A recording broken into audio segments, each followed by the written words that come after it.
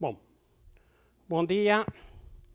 Estamos recomeçando as aulas de métodos computacionais de otimização após a reabertura parcial do INPA. Esta é a aula de número 14.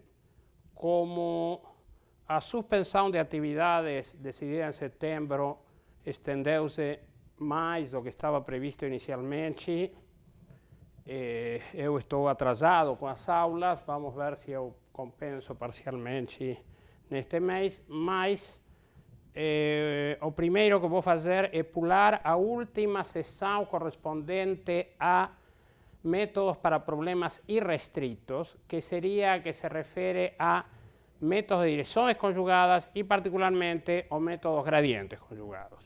Então, eu vou passar diretamente a discutir métodos para otimização com restrições. O protótipo do problema é, nós temos uma função de RNR, digamos, pelo menos contínua, e um subconjunto de Rn fechado. E o problema é minimizar f de x sujeito a x em D. Bem, temos várias possíveis abordagens para resolver este problema. Na verdade, para este problema temos um arsenal muito maior de métodos que para o caso de problemas irrestritos, e muitos deles são úteis para certos casos particulares de F e do conjunto D, mas mesmo para o caso relativamente geral, temos várias abordagens, digamos, bem mais do que para o caso irrestrito. Bem, o problema aqui, naturalmente, é que nós temos que lidar com duas questões que, de certa forma, são independentes e, na maioria das vezes, ou em muitos casos, como conflituantes. Ou seja, por uma parte, nós queremos minimizar a f, o qual induz que nós queremos reduzir o valor de f. Naturalmente, todos os métodos que a gente vai discutir aqui, al igual que os métodos para otimização irrestrita, são métodos iterativos. A gente vai gerar uma sequência xk com a esperança que o limite da sequência, bom, seja a solução do problema, evidentemente. Bem, mas aqui, como dizia, nós temos como que satisfazer duas condições, em princípio, relativamente independentes e muitas vezes conflituantes, que é o seguinte: nós queremos reduzir o valor da f, naturalmente. Ou seja, a gente começa com um x0, que possivelmente não é a solução, e nós vamos ter que conseguir um x estrela que minimize. Mas também o x estrela, o limite, tem que estar no conjunto D. Então, nós temos como que atacar as duas questões ao mesmo tempo. A questão de otimalidade, ou seja, chegar a um minimizador da f, isso diz respeito a f. E a segunda questão é que o ponto tem que estar no conjunto T, coisa que, em geral, na forma que nós estamos formulando, é completamente independente de f. Naturalmente que se o minimizador irrestrito da f pertence ao conjunto D, então pronto, já está feito, e esse minimizador irrestrito vai ser também um minimizador restrito. Mas, em quase todos os casos interessantes, isso não acontece, porque se isso acontecer, na verdade, as restrições são supérfluas. Agora, na maioria dos problemas da vida real, as restrições não são supérfluas. Se nós não tivéssemos restrições, bem, a solução seria diferente, digamos. Bem, então, eu costumo, essa é uma conceitualização minha, dividir os métodos aqui em três famílias de métodos. A primeira família seria o que eu chamo métodos diretos. a gente vai gerar uma sequência de pontos, digamos assim, de forma relativamente explícita, que vai atender as duas questões e, na maioria das vezes, de uma forma também relativamente alternada. Então, por exemplo, uma coisa que a gente pode fazer é partir de um ponto x0, de um iterado qualquer xk, escolher uma direção de descida para f. Isso vai nos levar a um ponto que eu não vou chamar de xk mais 1, porque precisamente aí está o problema, nós estaríamos, por enquanto, ignorando o conjunto D. Digamos, um ponto auxiliar yk, avançando a partir da f numa direção de descida para f, e depois, mas assim fazendo, é possível que a gente esteja se afastando do conjunto D. Depois a gente, de alguma maneira, tem que voltar para D. E então, nós estamos alternando entre dar ênfase à otimização, ou seja, reduzir o valor da f, e depois, de alguma forma, a viabilidade, voltar para o conjunto D. Estes métodos são chamados muitas vezes métodos de restauração. Tem toda uma bibliografia bastante abundante sobre eles, no caso geral, mas nós vamos ver, e isso vai ser o primeiro tipo de métodos que nós vamos considerar aqui, alguns casos mais específicos, por exemplo, o caso do método do gradiente projetado, onde o que a gente faz é o seguinte: toma um ponto xk, avança na direção do menos o gradiente de f, seria como método gradiente de descida mais rápida, obtém um ponto auxiliar yk e toma depois a projeção ortogonal sobre o conjunto D. Acontece que isso funciona no sentido que, ao projetar sobre D, eu continuo tendo, se o passo foi escolhido, digamos, inteligentemente, uma diminuição do valor da f. Então, reduzindo primeiro a f, avançando numa direção de descida, e depois projetando sobre o conjunto D, eu ainda assim tenho um método de descida. Esse é o protótipo dos métodos deste tipo.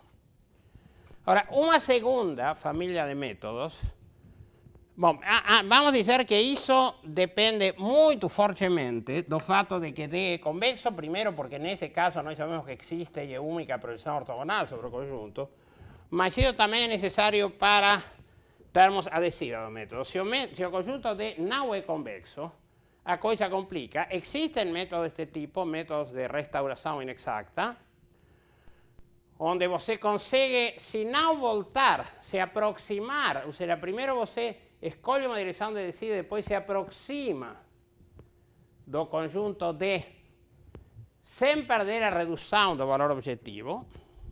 Existem métodos desse tipo quando o conjunto viável não é convexo, mas nós não vamos considerá-los aqui. Se vocês querem ver um pouco sobre isso, podem procurar no Google ou qualquer outra coisa. Inexact restoration methods.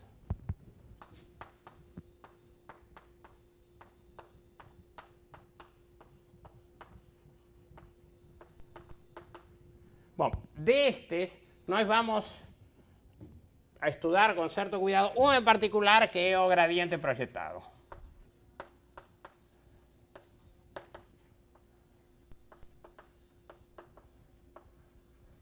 No gradiente projetado, na verdade, não seria inexact restoration, seria exact restoration, porque quando você vai projetar ortogonalmente no conjunto D, você consegue voltar ao conjunto viável exatamente, digamos, em princípio.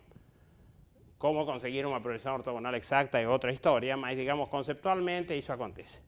Agora, temos depois uma grande família, uma segunda grande família de métodos, onde o que a gente vai fazer é não dar um passo mais ou menos explícito a partir de um ponto x, senão transformar o problema dado numa sequência de problemas.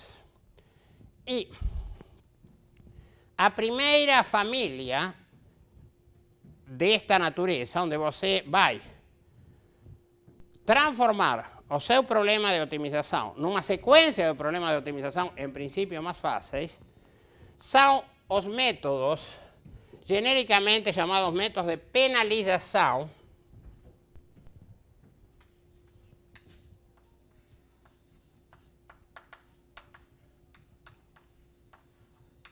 e aí nós transformamos o problema P numa sequência de... digamos, para resolver o problema P, resolveremos uma sequência de problemas PK, e os PK são irrestritos. Como conseguimos isso? Bom, isso vai se conseguir incorporando de alguma forma o conjunto viável de as restrições. Perdão, não as restrições, a função objetivo. E aí ele vai sumir. Qual é o espírito aqui da coisa? É adicionar a f, ou seja, no problema PK, nós minimizaremos uma certa FK de x, x em Rn, ou seja, agora são problemas irrestritos, e a FK de x vai ser a f de x mais alguma função que poderíamos chamar gk de x, que, de certa forma, vai ser tal que, quando eu estou fora do conjunto D, toma um valor alto. Então, como eu estou minimizando esta função, em princípio, ao longo do processo iterativo, supondo que as funções gk sejam bem escolhidas, eu vou estar tentando reduzir a f e a gk, mas para reduzir a gk, eu tenho que me aproximar do conjunto D. Mas, agora, como depois a gente resolve este problema de minimização irrestrita? Bom, usando qualquer dos métodos da sessão anterior. A gente pode usar o método gradiente, o método de Newton, métodos quasi-Newton, direções conjugadas, o que for. Na análise que a gente vai fazer nesta segunda parte do curso, nós não vamos discutir como se resolvem os problemas. Os problemas se resolvem, se supõe que são mais simples, por exemplo, irrestritos, e se resolvem de alguma forma com algum algoritmo, algum método para otimização irrestrita. Observem que neste caso, a gente, digamos, para toda esta família de métodos, a gente eliminou as restrições, mas digamos assim como que complicou a função objetivo.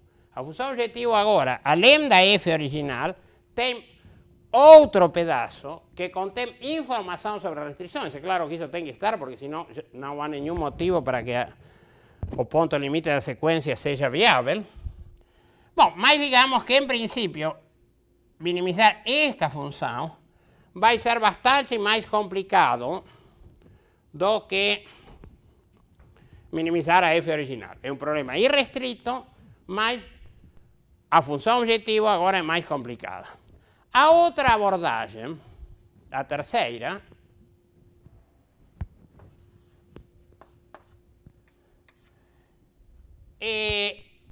a abordagem é a seguinte: nós vamos reemplazar, substituir o problema P também por uma sequência de problemas PK, e os problemas PK também vão ser problemas restritos, mas o espírito da coisa é que serão problemas bem simples de ser resolvidos. O protótipo seria o seguinte: por exemplo, que os problemas, os subproblemas PK sejam problemas de otimização quadrática.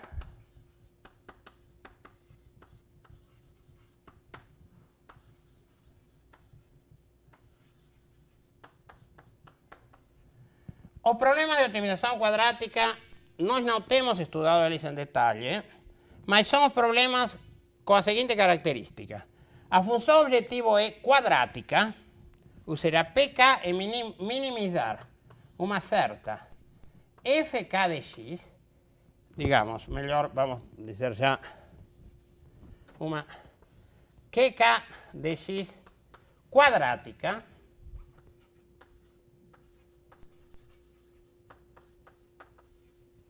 sujeita a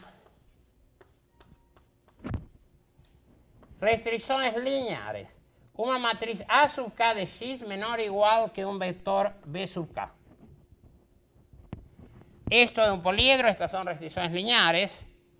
Bien, digamos que un problema de este tipo, un problema cuadrático, es dos problemas como computacionalmente más fáciles de ser resolvidos. Un problema ainda más fácil sería programación lineal. La función qk no sería cuadrática, sino que sería una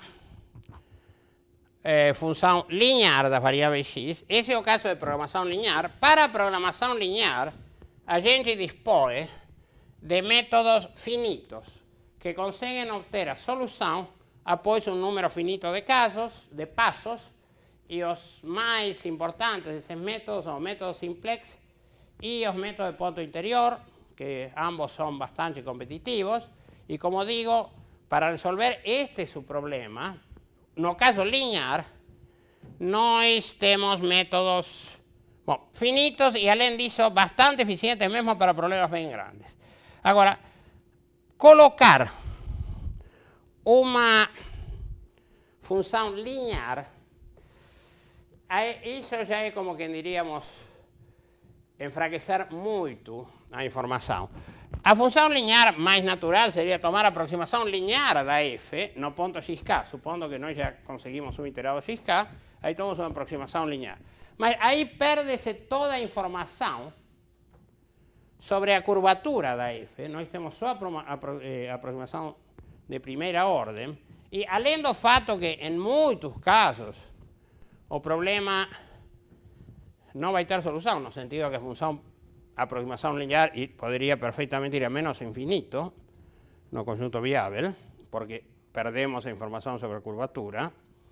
Mas mesmo que não fosse, se nós tomamos aqui a aproximação linear da f, bem, a chance de chegar de uma forma ou outra à solução do problema original é muito baixa. Então a ideia é tomar a aproximação quadrática da f, e para termos restrições lineares, tomar sim as aproximações lineares das restrições. Bom, aí também está se perdendo bastante informação. Aí, na verdade, o que vai ser feito é incorporar informação de segunda ordem das restrições, que normalmente serão da forma, isto é para o caso em que D seja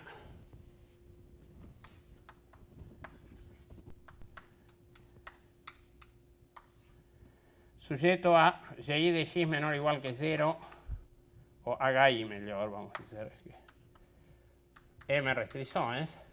Então, nós poderíamos tomar, esta matriz seria a matriz jacobiana da função H,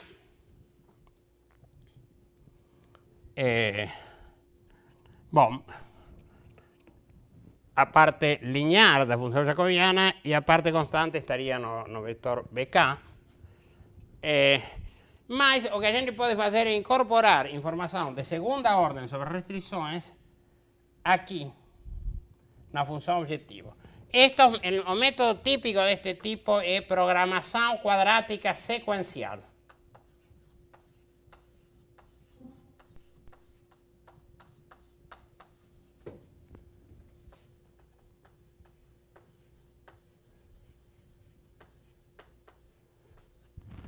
Então, a ideia é que eu estou substituindo a solução de um problema restrito pela solução de uma sequência de subproblemas também restritos, mas problemas com objetivo quadrático e restrições lineares.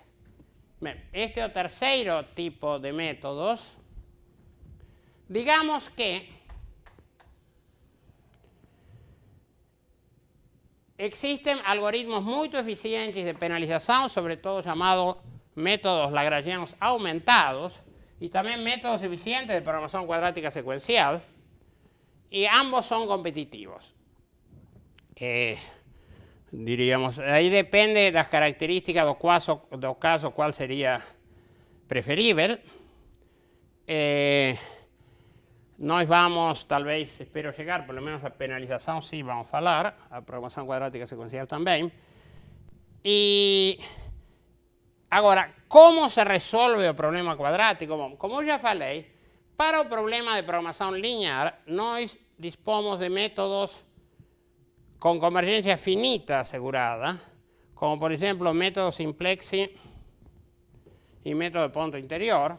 Bom, para programação quadrática, para programação quadrática, bom, a situação é um pouquinho pior, mas não muito pior. Para muitos métodos, por exemplo, se o objetivo é, digamos, se a matriz AK fosse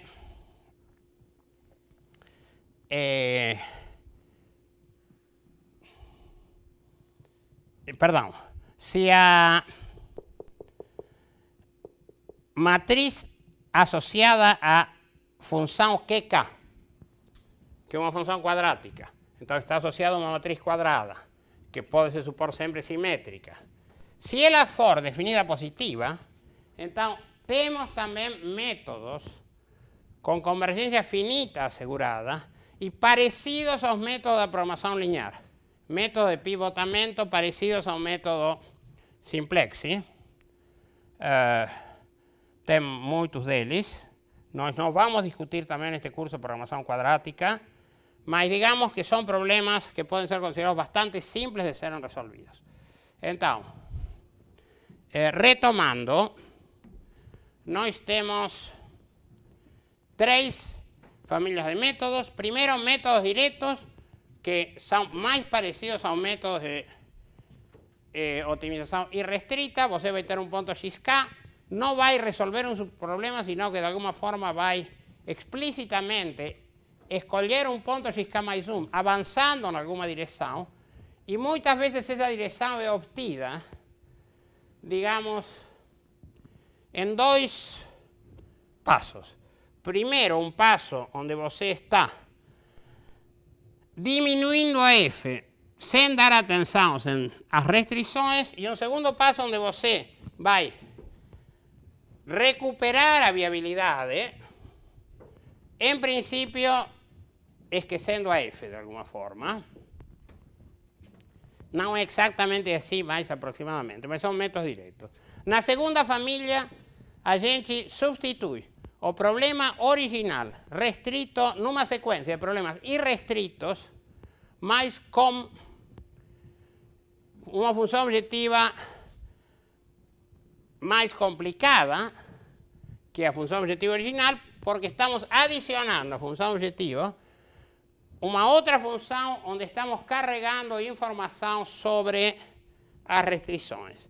Estes métodos têm propriedades teóricas bonitas em geral, mas tem problemas de implementação porque geralmente, embora não em todos os casos, esta função GK vai vir multiplicada por um coeficiente, muitas vezes exógeno, e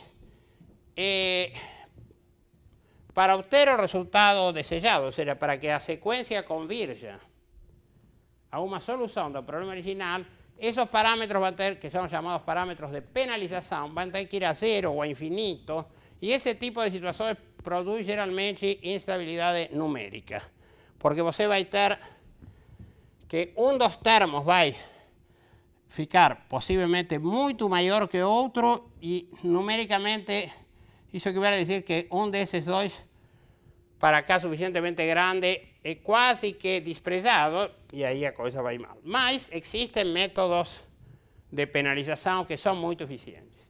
E a terceira família é formada por métodos onde a gente substitui o problema original por uma sequência de problemas restritos, tão restritos, digamos, quanto o problema original, mas mais simples.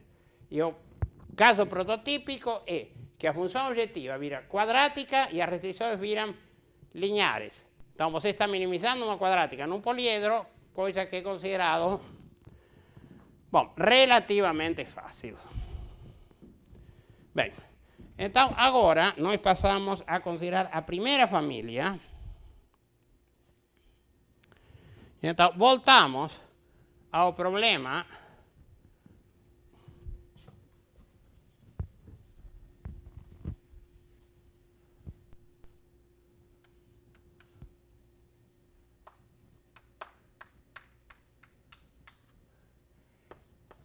minimizar f de x sujeito a x em D, e agora vamos supor que D, além de fechado, ele é convexo.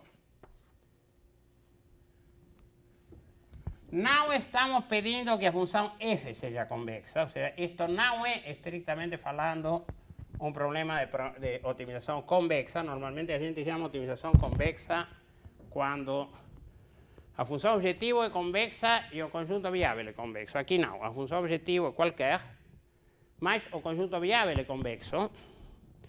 Bem, e por que nós queremos que o conjunto viável seja convexo? Bom, porque nesse caso nós temos a projeção P sub D, que é um operador de Rn em Rn, onde P sub D de x é o argmin de y menos x, podemos botar aqui quadrado se vocês querem, sujeito a y em D. Bem, ou seja, a projeção de x sobre o conjunto D, projeção ortogonal de x sobre D, quando D é convexo e fechado, é única. Esse PD de x é o único ponto. Existe o minimizador, por exemplo, se nós não pedirmos que o conjunto D seja fechado, bom, poderia não existir. Em geral, por exemplo, se nós tomamos uma bola aberta e um ponto fora da bola, a projeção não vai existir, porque, digamos, a projeção sobre a bola fechada estaria na fronteira da bola e não na bola. Então, nós não teríamos aqui y em D. E a convexidade assegura a unicidade. Bem, então, todos estes métodos que vamos discutir nesta sessão supõem que, de alguma forma, a gente consegue calcular a projeção ortogonal sobre o conjunto D. Na prática, isso é não trivial, ou seja, quando a gente fala que estes são métodos diretos, são diretos a menos do cálculo da projeção ortogonal. A projeção ortogonal pode ser difícil de calcular, e se a projeção ortogonal é difícil de calcular, bem, então isso atrapalha. Mas para a análise que nós vamos fazer agora, nós estamos supondo que de alguma forma nós temos como um oráculo, como a gente chama, que produz algum algoritmo ou alguma fórmula explícita que produz o ponto PD de x. Digamos que, por exemplo, se D é uma bola, ou um hiperplano, ou um semiespaço, de fato a projeção ortogonal tem fórmulas explícitas muito simples de calcular. Se D é uma variedade afim, bem, é fácil ver que a gente consegue achar a projeção ortogonal resolvendo um sistema linear. Em princípio, digamos, o problema de achar a projeção ortogonal é um problema de minimizar uma quadrática, e uma quadrática particularmente simples, porque a matriz associada à matriz identidade, que iria aqui no y, sujeito a x em D. Então, se D é um conjunto simples, por exemplo, como estou dizendo, um semiespaço, ou um hiperplano, ou uma variedade afim em geral, então Esto é um problema de minimizar uma quadrática com restrições lineares. Como eu já falei, temos métodos muito bons para fazer isso. E, no caso, na verdade, em particular aqui, como esta quadrática tem função, tem matriz identidade, a matriz identidade com matriz associada, realmente você resolve este problema resolvendo um ou uns poucos sistemas de equações lineares. Bom, também é fácil calcular a projeção sobre uma bola, isso é trivial, mas saindo de lá a coisa fica mais complicada e nós vamos ter que usar de fato algum algoritmo para achar a projeção, mas como eu estou dizendo, nós ignoramos essa questão no curso. Bem, agora, nós já vimos na introdução,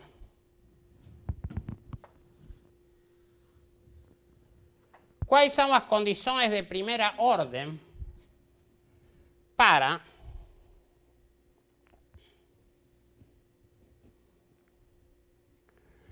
este problema. Então, a condição necessária de primeira ordem é... Bom, supondo agora que a função f é de classe C1, então, x barra satisfaz a condição de primeira ordem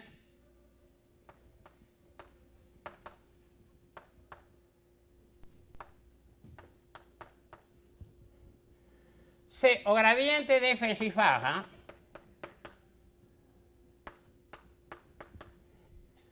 faz ângulo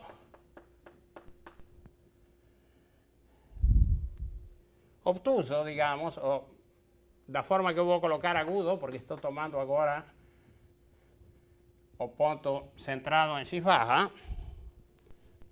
para todo x em d. Ou seja,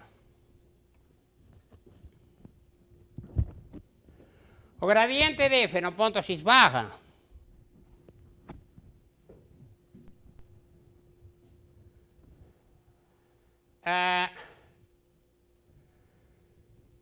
a direção, digamos, a derivada direcional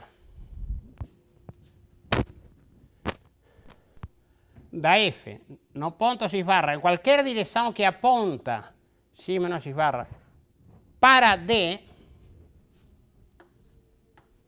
digamos que aqui está o x barra, a derivada direcional em qualquer direção que vá para dentro, este seria o x, é maior ou igual que zero. Então, se eu sair de x barra numa direção viável, digamos que vai para dentro do conjunto D, a função aumenta. Bem, essa é uma condição necessária para que x barra seja uma solução, local pelo menos, porque se eu tivesse uma direção viável ao longo da qual a função f diminui, avançando um pouquinho nessa direção, eu estaria mantendo a viabilidade, diminuindo a função objetivo, esse ponto não poderia ser um minimizador. Então, esta é a condição de primeira ordem. E também a gente viu que isso é equivalente à seguinte condição. A projeção ortogonal de x barra menos alfa, gradiente de f em x barra, é o próprio x barra para algum alfa positivo. Na verdade, é equivalente a para todo alfa positivo. Mas, em princípio, como condição necessária, melhor esta, digamos. Se a gente vê que isso acontece, pronto, já está. E isto que está dizendo é o seguinte: se eu estou em x barra e avanço na direção de menos o gradiente, e aí não importa qual seja o tamanho do passo, e projeto agora de volta sobre o conjunto D, eu recupero Esto seria x barra menos alfa gradiente de f x barra. Eu recupero o ponto x barra. Porque se isso não acontecesse, se projetando fosse parar aqui, é fácil ver que neste segmentinho a função, em princípio, diminuiria, esse segmentinho estaria no conjunto D, então x barra outra vez não seria uma solução. Então, esta é a condição necessária e, de certa forma, então, um ponto x barra que satisfaz isto é estacionário. Nós estamos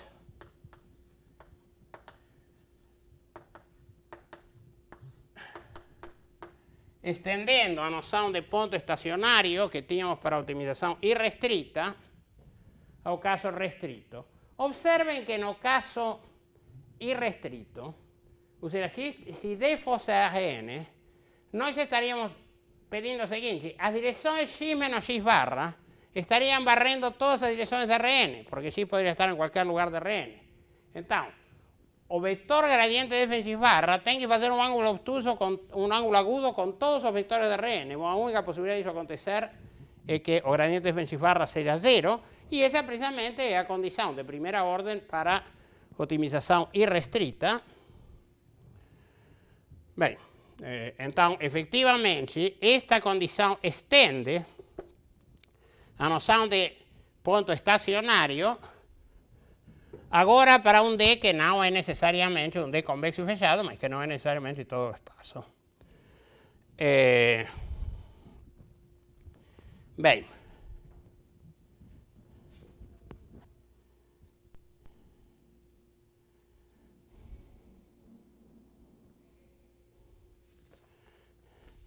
então, o primeiro método que nós vamos considerar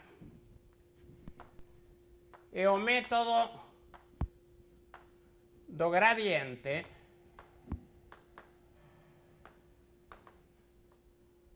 projetado. Bom, digamos que este método vem pelo menos em duas versões alternativas. A primeira é a mais simples de se analisar, mas não é a mais eficiente, mas é o seguinte.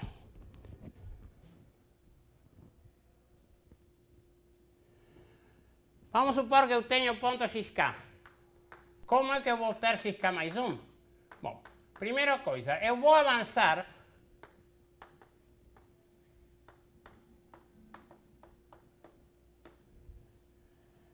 na direção de menos o gradiente, ou seja, vou dar um passo do método do gradiente, o método gradiente para problemas irrestritos,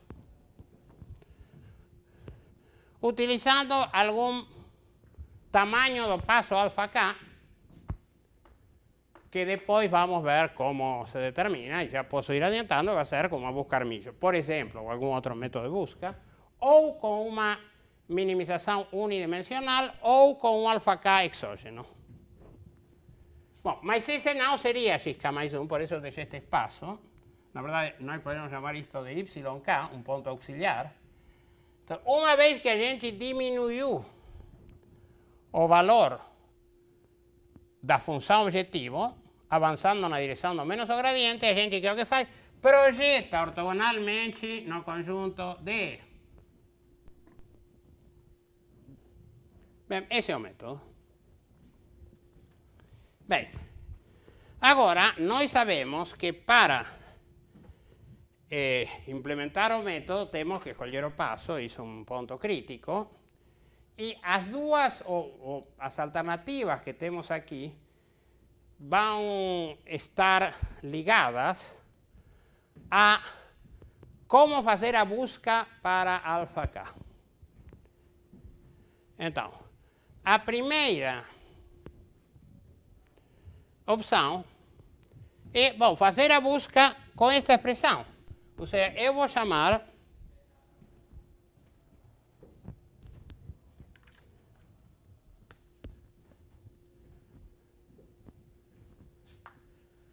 φk de alfa, é uma função de uma variável real. Bom, o valor da função objetivo neste ponto. menos alfa, gradiente de f de x k. E então, eu vou começar com algum valor de alfa, que nesta parte, por motivos que eu não lembro,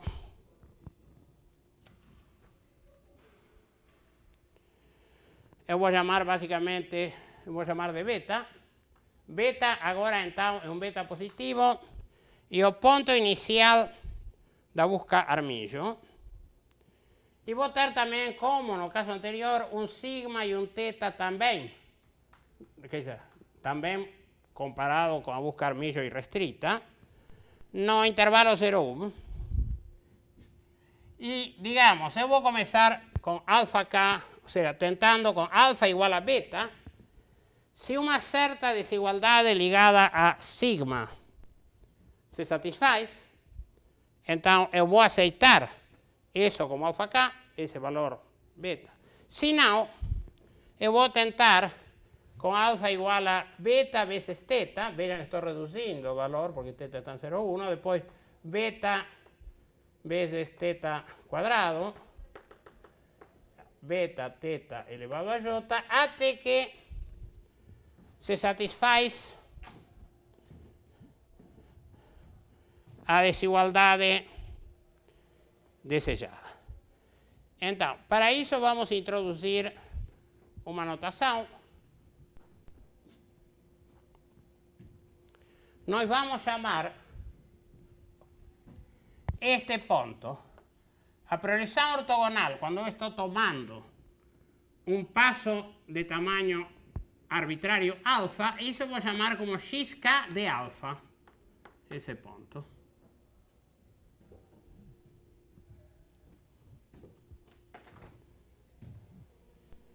Então, agora eu vou chamar de j sub k, e esta é a busca Armijo, o mínimo dos j's. J vai ser 0, 1, 2, digamos, J, tais que f avaliado no ponto xk de beta vezes θ elevado a j menos f de xk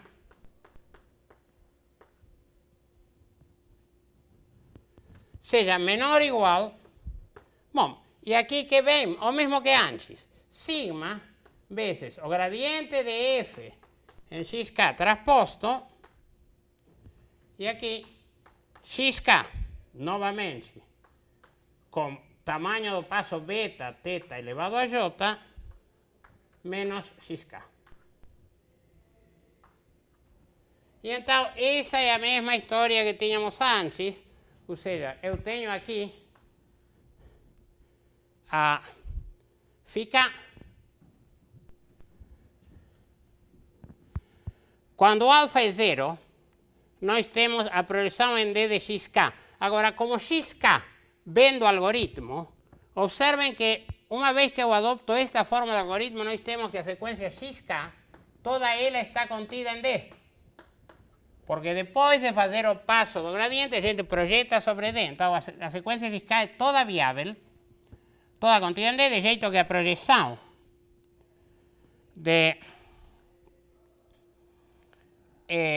desse ponto, a projeção de x, melhor dizendo, xk de 0 é o próprio xk.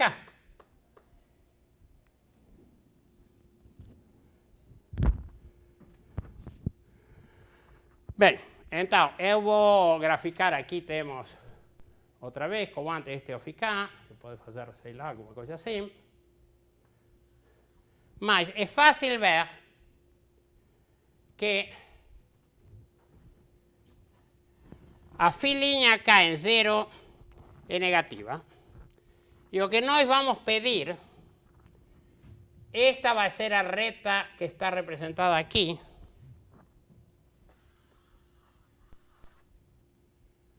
como função aqui do x, que agora vai ser isto. Então, nós vamos pedir que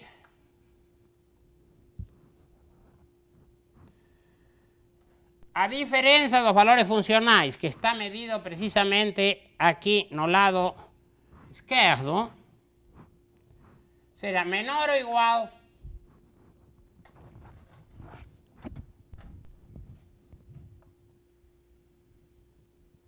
neste desenho, por exemplo, isso acontece neste segmento, também neste segmento. Então, nós começamos, por exemplo, e nós começamos aqui,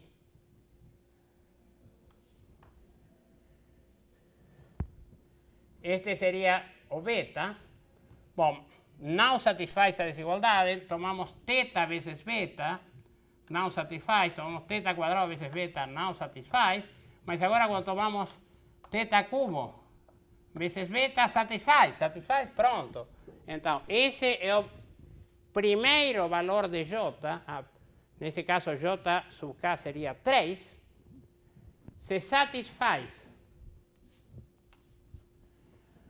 a condição de Armilho. Esse é o alfa K. Então, digamos que quando isso acontece, o alfa K vai ser θ, ou seja, beta vezes θ elevado à potência J sub K. Nós botamos aqui esse valor de alfa K, resultado da busca Armilho, projetamos ortogonalmente sobre D e esse é o próximo iterado. Agora, vejam o que está acontecendo.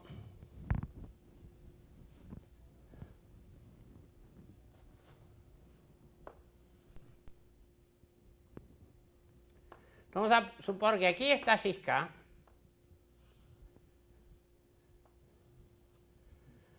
E esta é a direção, a semirreta xk menos alfa gradiente de f em xk. A direção de menos o gradiente de f em xk. Esta direção de k igual menos o gradiente de f em xk.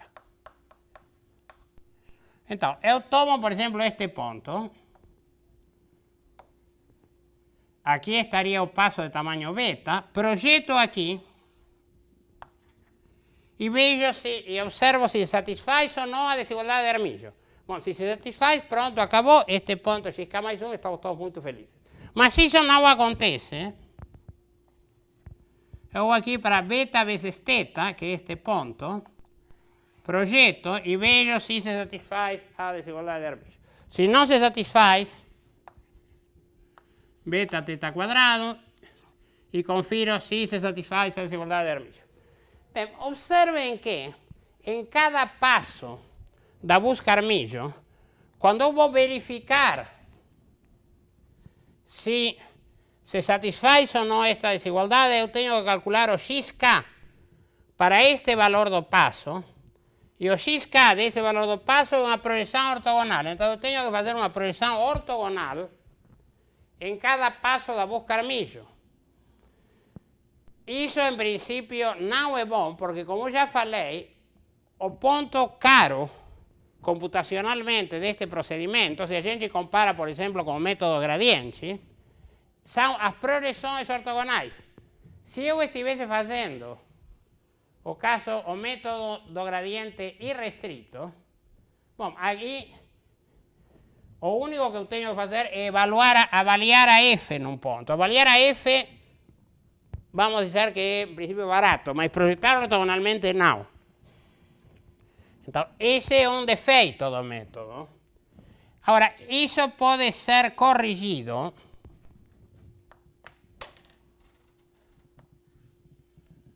fazendo o seguinte. Em vez de ir fazendo o busca Armilho ao longo do arco, este é o arco,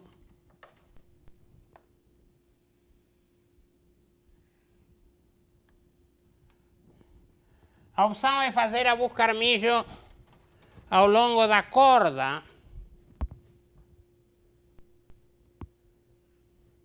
Ou seja, eu estou aqui, depois vou testar, digamos, este ponto, este ponto, este ponto, este ponto. E calcular esses pontos é trivial, digamos. E então eu faço a primeira projeção.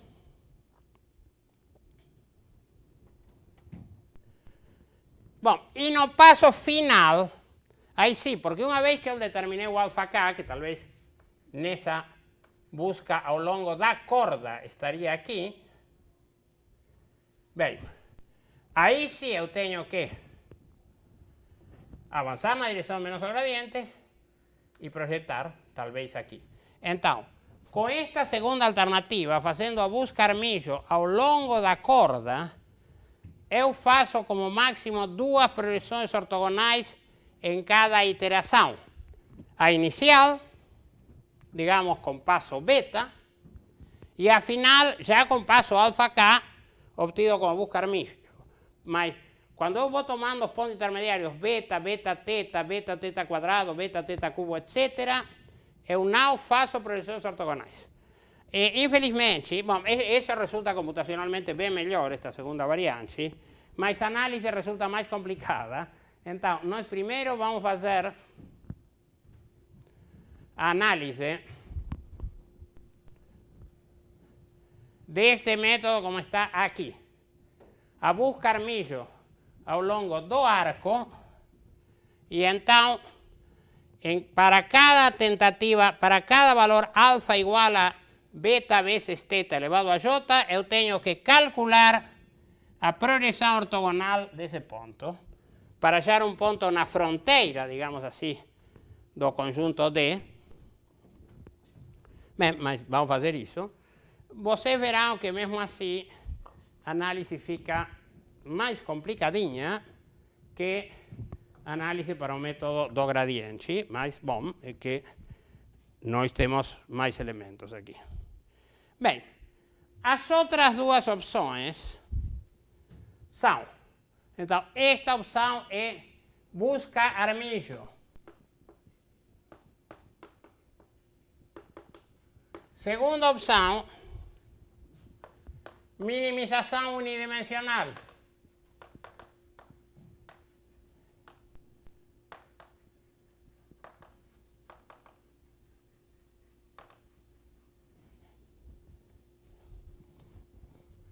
Aí tomamos alfa k igual simplesmente o argmin de φ k de alfa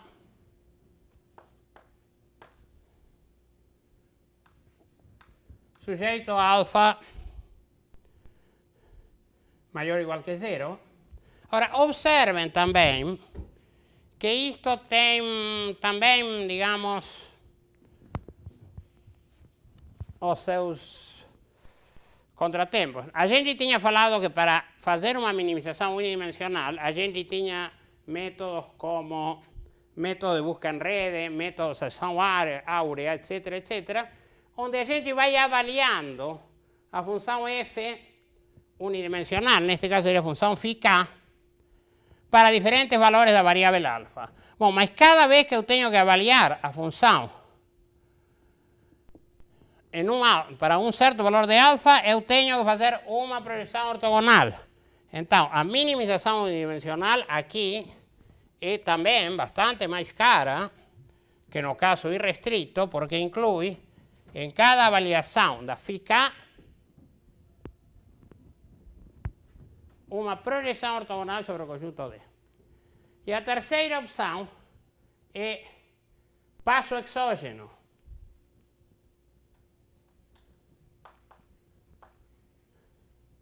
Isso pode incluir passo constante,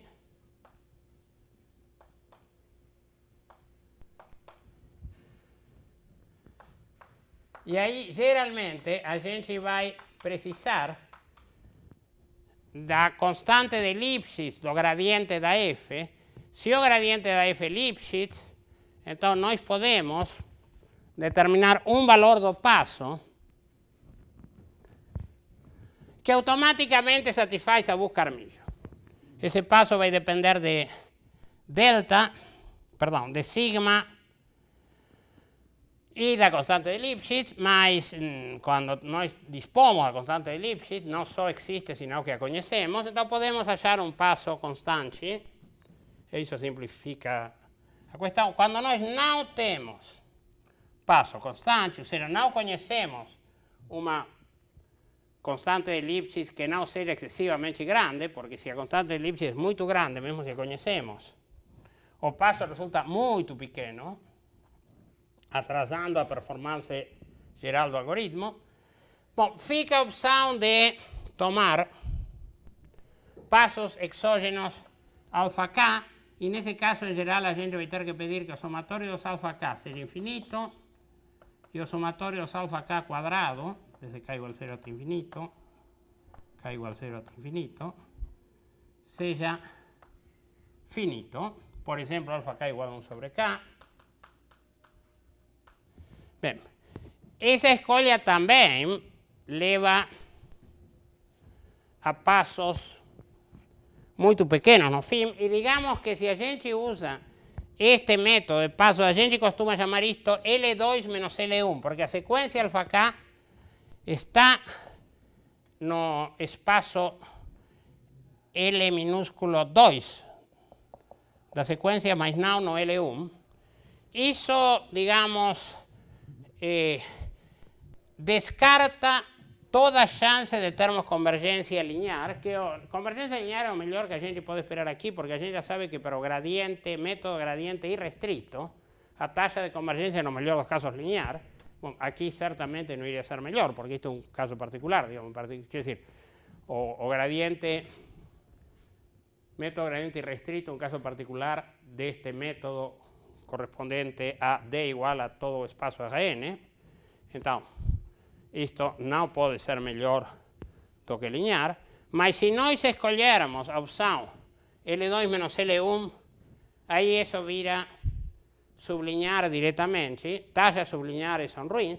No entanto, tem que se reconhecer que temos uma grande vantagem quando usamos seja o passo constante ou os passos exógenos L2 menos L1, que eliminamos a buscar-milho, com o qual vamos fazer exatamente uma projeção por iteração, ou seja, aí sim o método podemos dizer que vira quase que um método direto mesmo. Elimina buscar milho. Bom. Então,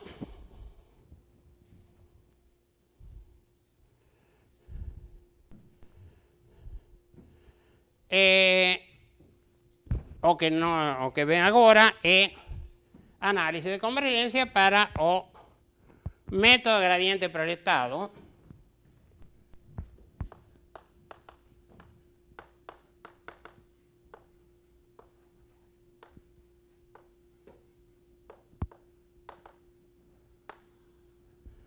Bem, nós vamos fazer o caso da buscar-milho, porque igual que para a otimização irrestrita, as outras opções, minimização inexata e passo exógeno, sob hipóteses razoáveis como a existência da constante de Lipschitz para o gradiente, etc., acabam se reduzindo ao caso de Armilho, de uma forma ou de outra. Então, se vocês querem ver os detalhes, podem simplesmente refazer depois análise para estes casos, imitando, bem, a redução feita no caso da otimização irrestrita e também, bom, levando em conta a análise que eu vou fazer agora para Armilho, é claro. Então, nós vamos precisar primeiro de dois lemas. Um deles, que vai vir depois, eu acho que a gente já usou, mas eu vou fazer de novo.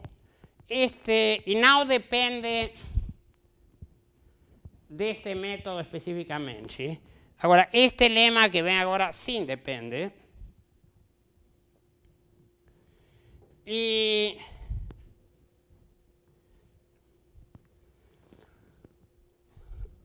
vai usar explicitamente o xk de alfa. Então, lembramos, vou escrever de novo aqui, que xk de alfa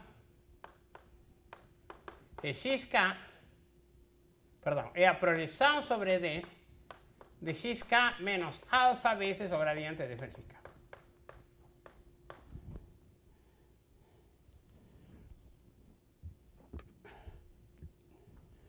Bom, e o que nós queremos ver aqui é que efectivamente, bem, a direção de, ou avaliar, melhor dizendo, até que ponto é uma direção de descida, a direção de menos o gradiente em xk. E o que diz o lema é que o gradiente de f en xk transposto vezes xk de alfa menos xk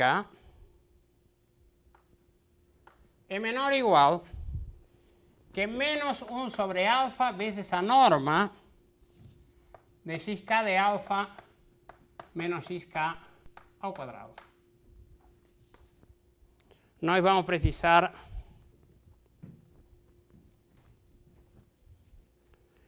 desse cálculo. Bom, então, para fazer este cálculo, demonstração, bom, o primeiro que eu vou fazer é aqui multiplicar e dividir por alfa. Ou seja, gradiente de f en xk transposto xk de alfa menos xk vai ser 1 sobre alfa. Que é o que eu estou tentando conseguir aqui? O que eu estou tentando conseguir aqui é que aqui onde eu tinha gradiente de f en xk, fazer aparecer outra vez o xk de alfa.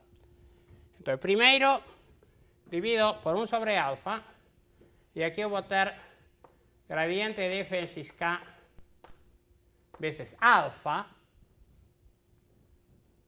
já algo ganhei. Depois vou somar e subtrair xk. xk mais menos transposto xk de alfa menos xk. Aham. Mas agora, isto que está aqui é menos xk de alfa. Então, isto é 1 sobre alfa vezes xk menos xk de alfa transposto xk de alfa menos xk.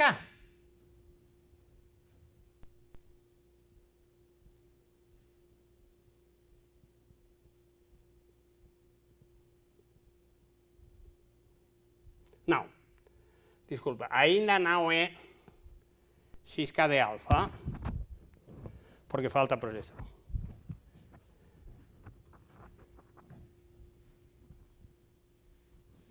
Isso é xk menos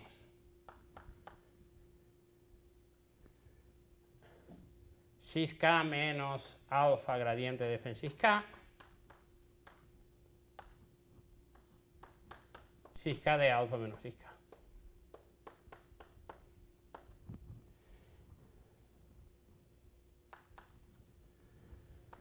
Agora sim vou introduzir a projeção.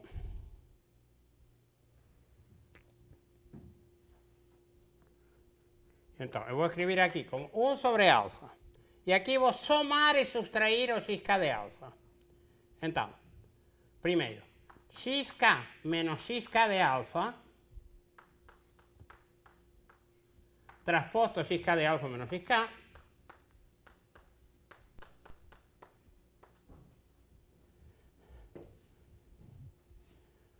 mais, aqui eu subtraí, agora tenho que somar, xk de alfa menos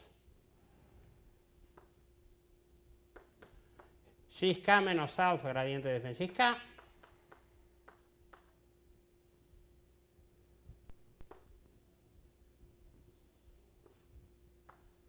trasposto veces xk de alfa menos xk.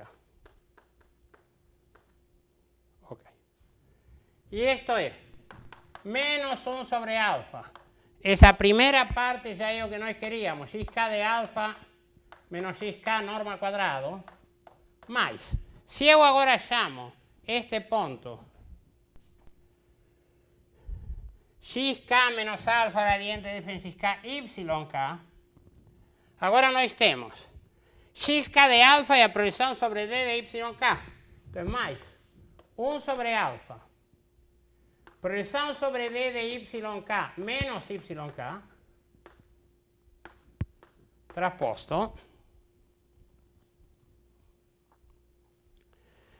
projeção sobre d de yk menos xk. Mas agora nós temos que ver, ou lembrar, a propriedade básica das projeções. Isto é como o ângulo entre um ponto yk, que em princípio não está em D. A sua projeção, este é o PD de yk, e depois temos o ponto xk. Agora, o ponto xk está em D, porque toda a sequência está contida em D, porque cada xk se obtém, na última instância, projetando algum ponto sobre D. Então, o xk estaria aqui, em D. Logo, este ângulo é obtuso. Logo, este produto escalar é menor ou igual que zero pela propriedade básica das projeções. E então, isto é menor ou igual que menos 1 sobre alfa, xk de alfa menos xk norma quadrado, que é o que queríamos provar. Pronto. Então, provamos o primeiro lema. Observe, naturalmente, que a convexidade do conjunto D joga um papel muito importante, porque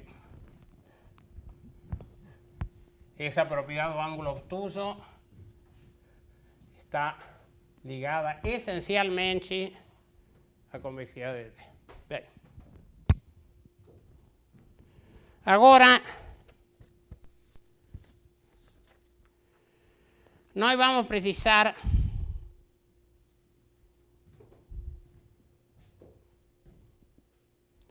de outro lema. Este é um lema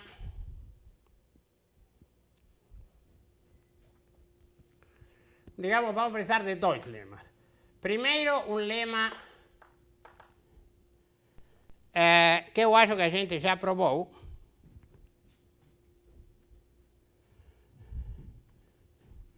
Isto é que se o gradiente de f é Lipschitz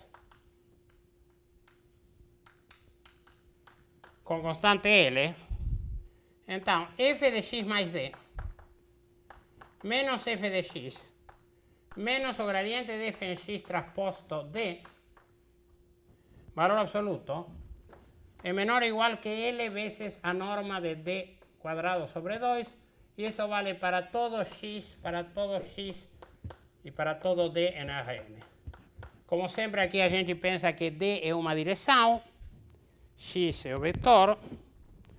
Bem, isto naturalmente não tem absolutamente nada a ver com o gradiente projetado ou nada, é uma propriedade básica e eu acho como que já provamos, mas não importa.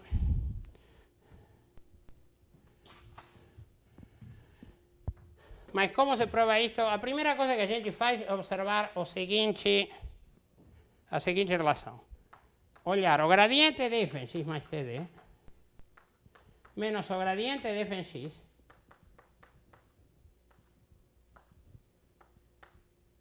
transposto d.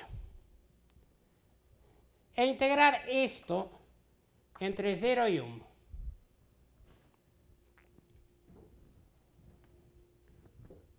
Bem, diferencial t.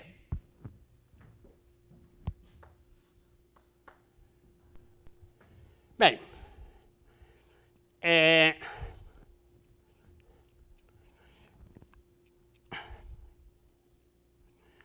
A integral de gradiente de f in x trasposto d entre 0 e 1 è un gradiente di f in x trasposto d, perché è una costante, integrale entre 0 e 1 è un veces constante. Ahora, integral do gradiente de f in x más td veces d diferencial t, aí a gente tem que observar que isto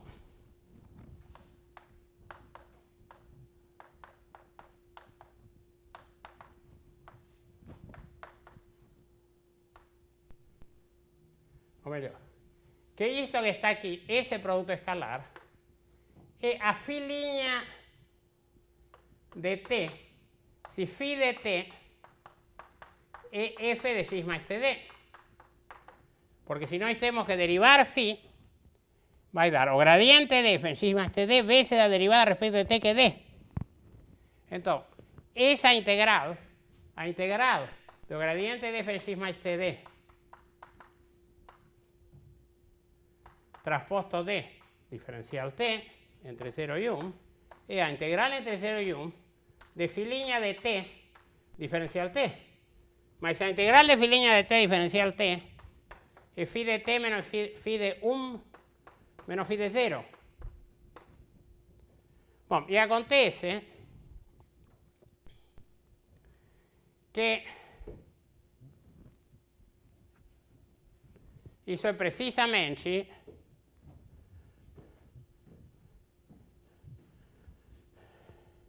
o que nós temos aqui. F de x mais d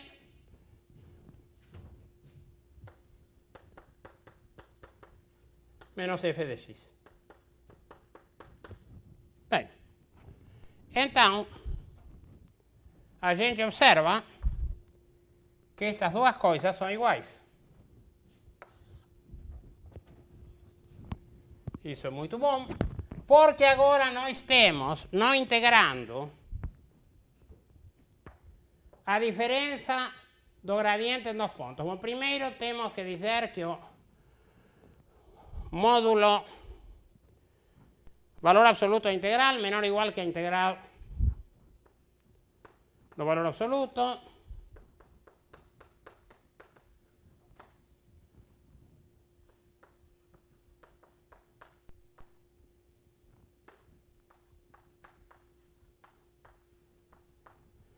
agora o valor absoluto do produto escalar Cauchy-Schwarz, mas não exatamente Cauchy-Schwarz, mas é menor ou igual que o produto das normas, isso é integral entre 0 e 1, norma do gradiente de f em x mais td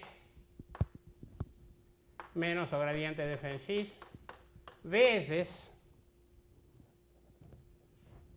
norma de d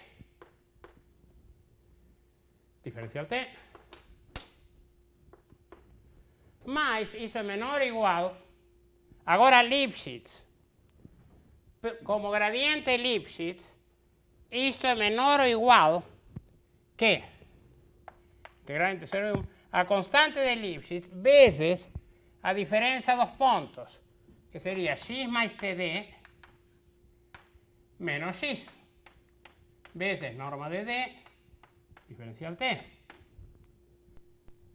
Mas isto, claro, con isto, o t sai fora, e isto fica igual a integral entre 0 e 1 de L veces t veces a norma de d veces a norma de d, norma de d cuadrado, diferencial t.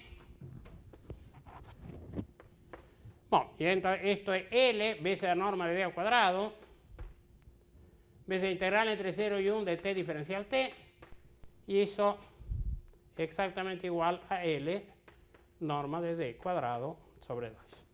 Simples ejercicio de cálculo en varias variables. Bem, então o lema 2 vale. Com o lema 2, que é o lema 1, eu provo o lema 3, e o lema 3 é o que eu realmente quero.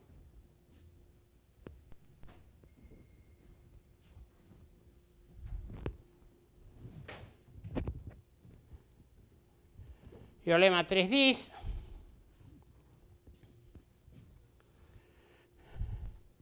lema otra vez, o gradiente de f elipsis L. E a conclusão agora sim se refere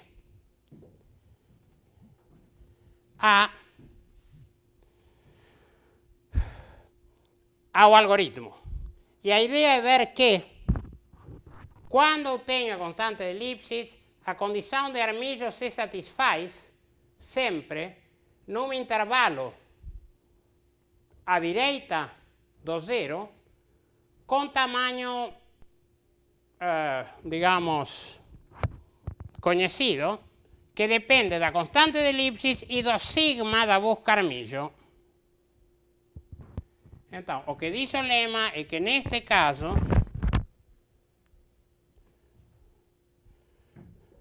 f de x k de alfa menos f de xk é menor ou igual que sigma vezes gradiente de f de xk transposto xk de alfa menos xk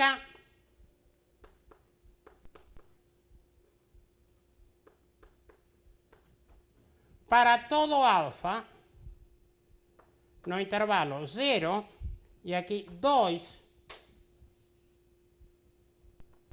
vezes 1 menos sigma dividido por L. E esse é um intervalo fechado. Então, isso vai ser essencial para provar várias... Bom, primeira coisa para provar que no caso que temos gradiente Lipschitz, a busca Armilho sempre vai ser bem sucedida. Porque lembremos que na busca Armilho começa com beta, depois beta vezes teta teta quadrado, etc. Bom, naturalmente que quando as potências de teta vão para infinito, esse parâmetro vai para zero. Em algum momento vai ser menor ou igual que este valor, 2 vezes 1 menos sigma sobre L, e pronto, a busca Armilho é bem sucedida. Na verdade, a busca Armilho é bem sucedida mesmo quando não temos constante de Lipschitz, mas nesse caso a análise é mais complicada. Quando nós não temos a constante de Lipschitz, para provarmos que a busca Armilho é bem sucedida, temos que usar outra característica da busca Armilho, que a busca Armilho para a primeira vez que se satisfaz a desigualdade. E aí se usa um raciocínio, não vou fazer essa conta completa aqui, semelhante ao caso de o método gradiente irrestrito. Se existe uma, digamos, se existe uma subsequência dos alfa k, digamos, limitada, ou seja, os alfa k em princípio poderiam ir para zero, mas, bom, não vou entrar nisso, mas digamos, se uso o raciocínio semelhante ao anterior. Mas de qualquer jeito, o que eu quero provar agora é o caso com constante Lipschitz.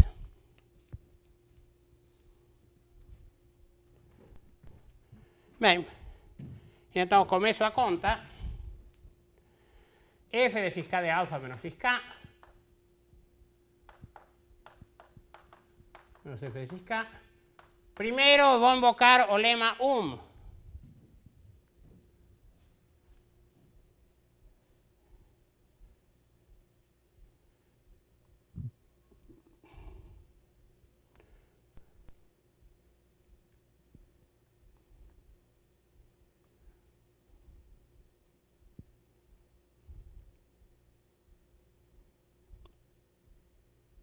Não, primeiro vou invocar o lema 2.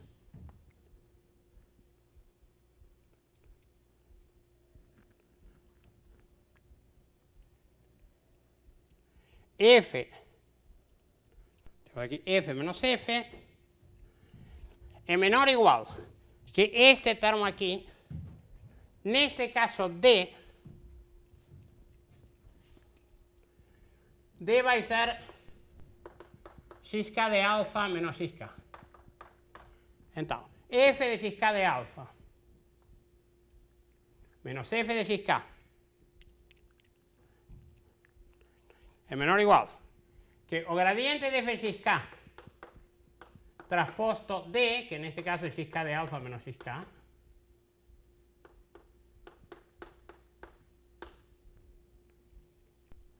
más, ¿qué dice?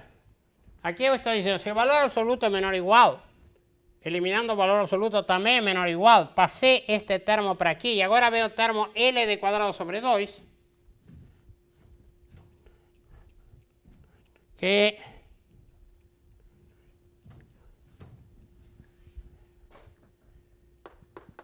L sobre 2 xk de alfa menos xk, norma al cuadrado,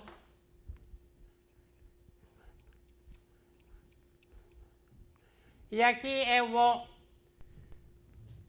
multiplicar por esto, yo voy a multiplicar por sigma más 1 menos sigma, sigma más 1 menos sigma es 1. Entonces, menor o igual que sigma gradiente de f xk transposto xk de alfa menos xk. Y observen que ya tenemos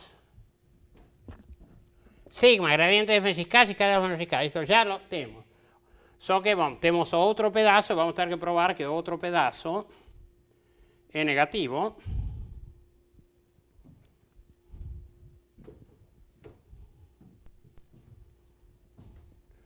Mas bom, eso será. Entonces, ahora, tengo esto más 1 menos sigma. Como teníamos la gradiente de f xk transposto xk de alfa menos xk, más L sobre 2, norma de xk de alfa menos xk, norma al cuadrado. Y aquí, ahora sí yo voy a usar el lema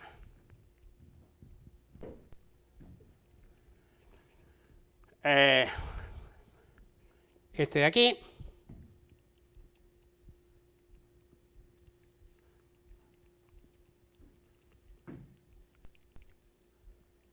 No, ainda otra vez este de aquí.